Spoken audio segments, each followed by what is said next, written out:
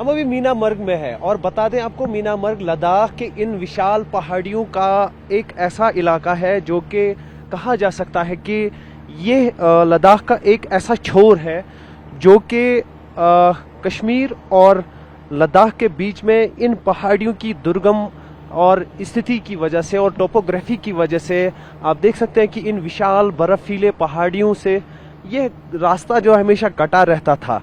कहीं ना कहीं जो इसके चलते जो पड़ोसी मुल्क है, चाहे चाइना हो चाहे पाकिस्तान हो, बार बार इस तरीके से समय समय रहते काफ़ी प्रयास कर चुके हैं और मुंह की खानी पड़ी है उनको।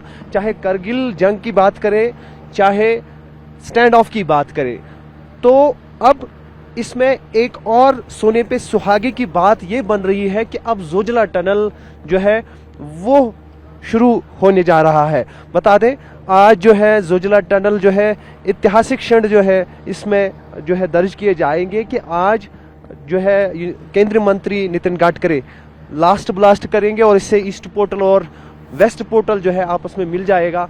तो कहा जा सकता है कि जो सेना के कॉन्वॉय को 3 से 4 घंटे जिस दूरी को तय करने में लगते थे, अब वो महज 15 मिनट के फासले या 20 मिनट के फासले का रहेगा।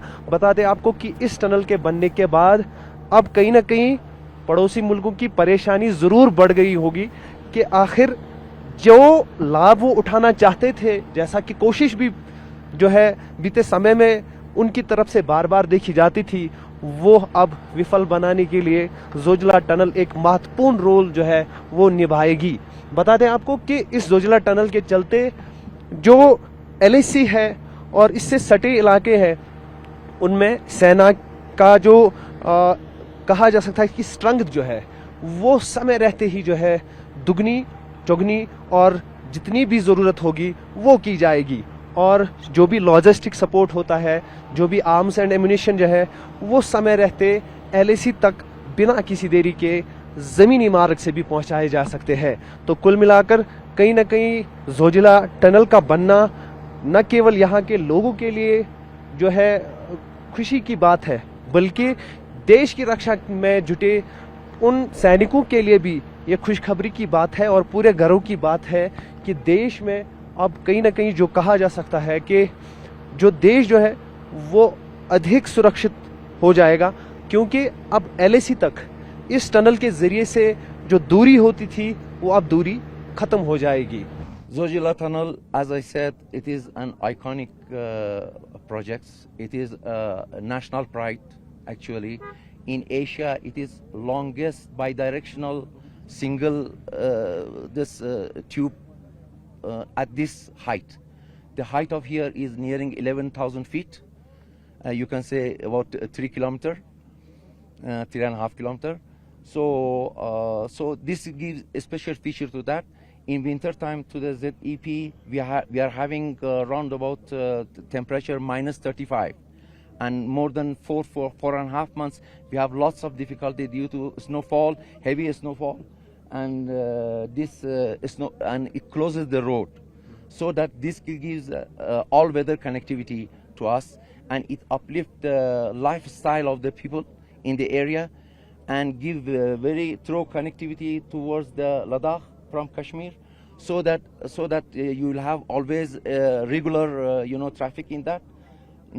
Economically, it is actually saving nearing 40,000 crore per year. This is what we have only for time saving of the tourists crossing from here, because on top you have 35 kilometer of the road which is very heavy terrain, whereas inside you have only 13.153.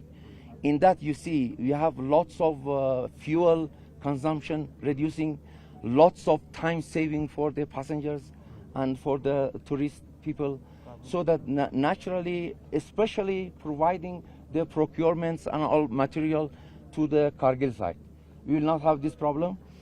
Apart from that, you will have what you call it, very good access and every time access for our security forces to the other side, so easily they can provide the services to all. You talked about challenges. What was the main challenge in this tunnel? We had lots of main challenge. One of them is lots of water in this projects, and we had the integrity of the rocks. We had a very fragmented rocks, so this was the main challenge. But of course, we have also transportation problems and other procurements of the material, especially to the ZDP site, where we were supposed to cross from the Zojila bypass, but it has been managed very well. So there has been a new Austrian tunneling method have been Yeah, used in this NATM. tunnel. So is this the process or the method which is more beneficial in going fragile Himalayan regions? Actually, for this terrain, this is the most precise and better way of the approaching and executing the tunnel. So we have adopted NATM.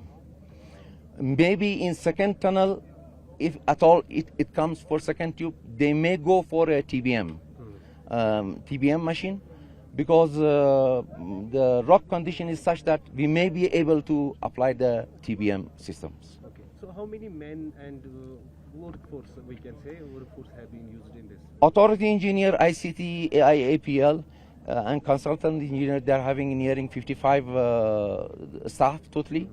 But in a contractor at the peak time, they have nearing 1,500 employees from all the sections. हम अभी Zoji La tunnel के east portal पर हैं। बता दें आपको, ये east portal Ladakh side से है और जो इसका वेस्ट पोर्टल है वो सोनमर्ग साइड से है। तो कहीं ना कहीं बता दें आपको कि ये जोजिला टनल जो कि एक बार कहीं ना कहीं सपना और काल्पनिक माना जाता था, अब जो है वास्तविक तौर पर ज़मीनी स्तर पर आप देख सकते हैं कि तैयार हो गया है। और कुछ ही क्षणों के बाद जो है केंद्रीय मंत्री नितिन गडकरी जो है वो लास्ट ब्लास्ट का बटन दबाकर इसको थ्रो करेंगे। बता दें आपको कि थ्रो करने का मतलब है कि आज से जो है आपातकाल स्थिति में सेना इसका इस्तेमाल युद्ध की हालात में कर सकती है। लेकिन अभी जो है इस टनल के पूरा होने में समय बाकी है। 2027 के आखिर में ये टनल जो है लोग इस्तेमाल कर पाएंगे। 6,800 करोड़ का पूरा प्रोजेक्ट ये था।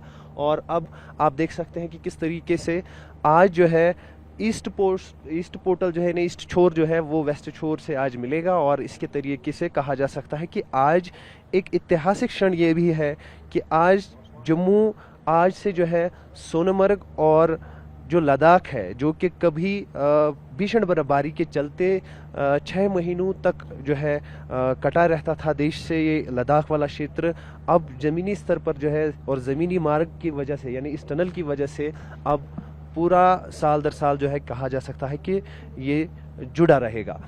कुल मिलाकर इस टनल की खुसूसियत और अहमियत और कहा जा सकता है कि महत्वपूर्ण इस वजह से भी ये टनल है कि ये लोगों के साथ साथ LAC तक जो है सेना की शक्ति को अधिक मजबूत करने में सक्षम रहेगा। बता दें आपको कि LAC तक इसकी रसाई पूरे साल रहेगी, जो कि कभी जो भीषण बर्फबारी की वजह से प्रभावित हुआ करती थी। और जैसा कि गलवान में देखा गया था, उस समय भी जो है इस टनल की भूमिका जो थी वो काफ़ी इस तरीके से उजागर हुई थी कि अगर ये टनल होता तो LAC पर जो उस टाइम तनाव था वो उसके चलते जो है सैन्य शक्ति को समय रहते दुगना किया जा सकता था। और यहाँ पे आप देख सकते हैं कि किस तरीके से ये 11,500 फीट की ऊंचाई पर स्थित टनल है और एशिया का सबसे बड़ा ऐसा सिंगल ट्यूब टनल है जो कि बाई डायरेक्शनल होगा।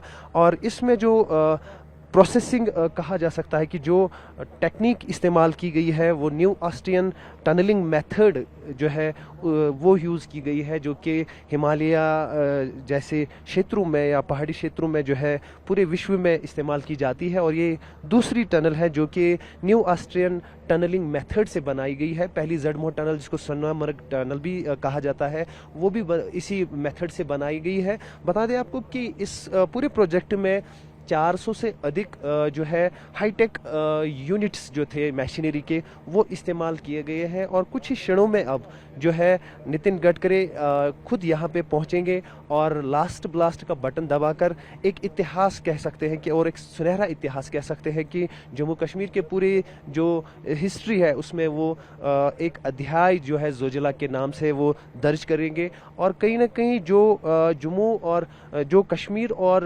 लद्दाख के बीच में जो एक फासला रहता था भीषण बर्फबारी की वजह से, लद्दाख क्षेत्र पूरा 6 महीने कट जाता था, अब इस जोजिला टनल की वजह से वो साल दर साल जो है जुड़ा रहेगा। कैमरामैन सईद मुर्तजा के साथ मेरा जय में TV9 भारतवर्ष, जोजिला।